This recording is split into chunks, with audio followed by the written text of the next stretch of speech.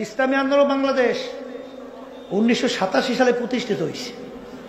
অদ্যবধি পর্যন্ত আমাদের দলীয় মার্কায় একজন এমপিও কি সংসদে গেছে? কেমনে যাইবে? আমরা তো একেবারে ছোট্ট দল, আমাদের লোকজন তো নাই। কি লোকজনও আছে বাজান, আল্লাহ কিন্তু অনেক বরকত দিয়েছে। ইসলামী আন্দোলন বাংলাদেশ এখন আল্লাহর রহমতে সারা বাংলাদেশে 300 আসনে প্রার্থী দেওয়ার মতো যোগ্যতা আল্লাহ দান করছে। ইসলামী আন্দোলন বাংলাদেশ যখন দেশের বিরুদ্ধে যখন ইসলামের বিরুদ্ধে কোনো ষড়যন্ত্র তৈরি করা হয়, রাজপথে যখন আওয়াজ তোলে, ওদের কলিজা অল্প হইলেও কাঁপতে বাধ্য হয়। তা ভুল বলি নাই মনে হয়? হ্যাঁ, তাহলে একেবারে ছোট্ট দল তো না। আমরা কি ক্ষমতা বুঝি না? এরকম 2, 4, 5, 10টা এমপি আমাদের জন্য আল্লাহর রহমতে আপনাদের দোয়া ওয়ান টুর ব্যাপার না।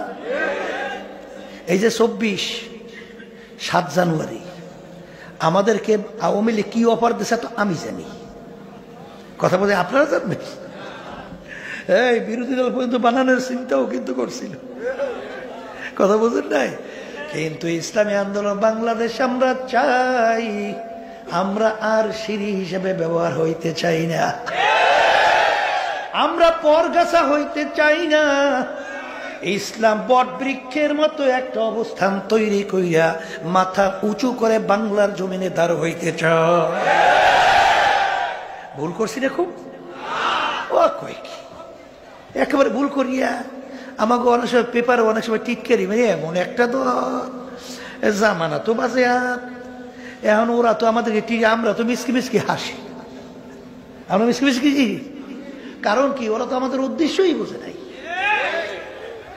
নিছক 2-1টা এমপি মন্ত্রীর জন্য ইসলামী আন্দোলন বাংলাদেশ রাজনীতি করে না, ইবাদতের জন্য রাজনীতি করি। এই জন্যই তো ছাত্ররা যখন জুলাই আগস্টে যখন ন্যায় এই দাবি নিয়ে মাঠে নামছিল, তখন বাংলাদেশের মধ্যে একটা রাজনৈতিক দল তাদের ব্যানারে প্রকাশ্যে এই ন্যায়ের পক্ষে অন্যায়ের প্রতিবাদে রাজপথে নামছিল, সেই দলটার নাম হলো ইসলামী আন্দোলন বাংলাদেশ।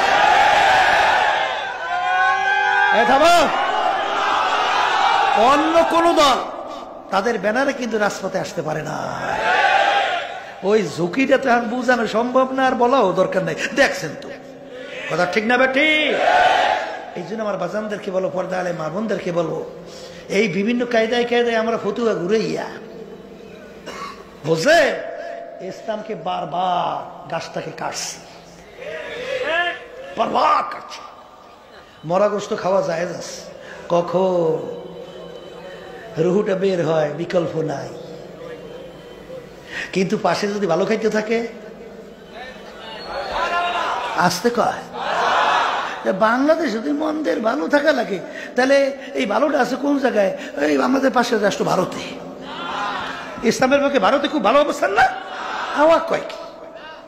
লন্ডন, আমেরিকা, অন্যান্য বিজেপি দেশ? ওরে কপাল ফোরারা, এই বাংলাদেশের ভিতরে সবচেয়ে ভালো পরিবেশ ইসলামের জন্য এই বাংলাদেশের জমি। কথা ঠিক না বে? ঠিক। দেখেন মুসলমান যখন নাকি জন্মগ্রহণ করে, ওর কানের ভিতরে আজান দেয়, ডান কানে আজান বাম কানে কামা, দেশের কলিজার ভিতরে আল্লাহর নাম ঢুকাইয়া ও ঘুরে ঘুরে আল্লাহর নামই বলতে থাকে। খ্রিস্টান, ইহুদি, বিজাতিরা বহু চেষ্টা করছে মুসলমানদেরকে বেঈমান বানানোর জন্য, কিন্তু ঘুরে ঘুরে দেখে আবার জায়গায় মতো ওরা কইতেছে আল্লাহ, এমন সহ্যই করতে পারে না। কথা ঠিক না? ঠিক। এই জন্য পলিসি করছে মুসলমান সন্তান যেন এই জন্মগ্রহণ কইরা মাথায় কানে আজান আর একামত না দিতে পারে। এই জন্য বিভিন্ন ওই হসপিটাল বিভিন্ন কাজে করছে না, বুঝলেন? এই এবার আবার সকালে ফজরের পরে শিক্ষা প্রতিষ্ঠান চালু করছে, দেখেন নাই?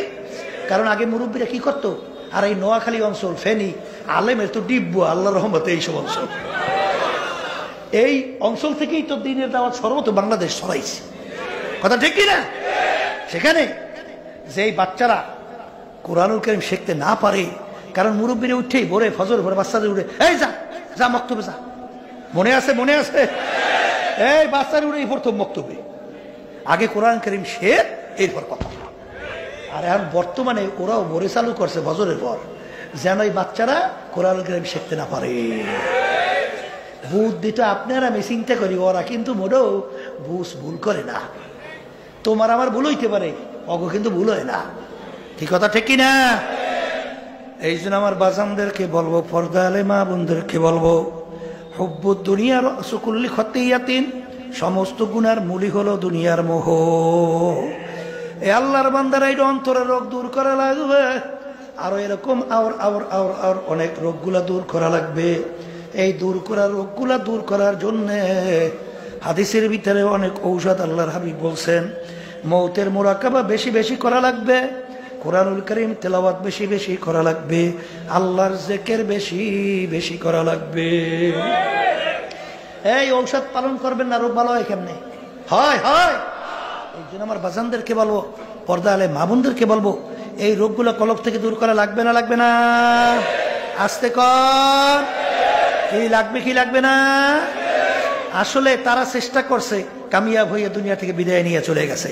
আর আমি পিশাব স্লোগান না দিলে এরপর আমার সম্মান দেখানো হয় না। ওরে কপাল ফোড়া, সম্মান দিয়ে করবি কি? কথা কয় না? হ্যাঁ, হাকিমুল উম্মাত আশরাফ আলী থানভী রাহমাতুল্লাহি আলাইহি তিনি একদিন বয়ান করতে করতে বলতেছেন, ওরে মানুষ, আমি একটা কুকুর এসেও খারাপ হয়ে গেছি। ওমর ফারুক রাদিয়াল্লাহু তাআলা বলতেছেন, রাস্তার ভিতরে ফেজা কুটা নাড়া হাতের মধ্যে উঠাইয়া দুই চোখের পানি ছেড়ে কান্দে আর বলে, ফেজা কুটা নাড়া, তুই আমার চেয়ে ভালো, তুই মাটির সঙ্গে মিলবি, তোর হিসাব নাই নিকাশ নাই। আমি ওমর মানুষ, মালিকের সামনে দাঁড়াইয়া হিসাব দেওয়া লাগবে। আবার কান্দে আর বলে, মালিক তুমি যদি আমার একটা ছাগলের বাচ্চা বানাইতা, তোমার বান্দাবান্দি জবাই করতো, গোশত পাক করে খাইতো, তোমার ইবাদত করতো, কাজে লাগিয়ে যাইতাম। হ্যাঁ, আর এখন বর্বে হয়েছে। আনা ইনদা মুনকাসিরাতিল কুলুব, আল্লাহ রাব্বুল আলামিন ভাঙ্গা দিলের কাছে থাকে।